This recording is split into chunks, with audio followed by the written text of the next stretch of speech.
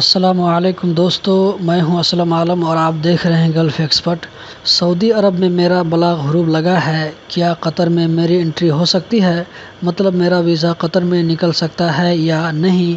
یا اسی طرح اگر کسی کا قطر میں بلاغ حروب لگ جائے تو وہ سعودی جا سکتا ہے یا نہیں؟ اس کے جواب دینے سے پہلے آپ لوگوں سے ایک چھوٹی سی ریکویسٹ ہے، اگر پہلی بار اس چینل پر آئے ہیں تو اسی طرح کی انفارمیٹیو ویڈیو دیکھتے رہنے کے لیے اس چینل کو سبسکرائب کر لیں اور ویڈیو کو لائک کر کے ہمارا حوصلہ ضرور بڑھائیں۔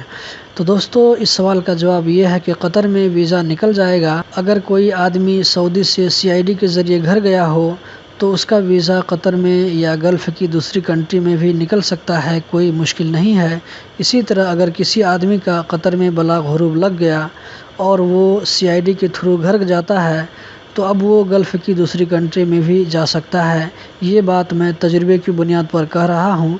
میرا ہی جان پہچان کا ایک آدمی جو کہ قطر سے بلاغ حروب لگنے کے بعد CID کے تھرو گھر گیا، بعد میں اس کا ویزا قطر میں نہیں نکلا، لیکن وہ سعودی بھی گیا اور دبئی بھی گیا۔ آخری بات کہہ کر ویڈیو ختم کرتا ہوں۔ بلاغ حروب لگنے کے بعد قطر سے جو آدمی CID کے تھرو جاتا ہے، بہت کم لوگ واپس آ پاتے ہیں، ان کا ویزا نہیں نکلتا ہے۔ اگر ویزا نکلتا بھی ہے تو آسانی سے اقامہ نہیں لگتا ہے، بلکہ اقامہ لگانے کے لیے بہت کوشش کرنی پڑتی ہے۔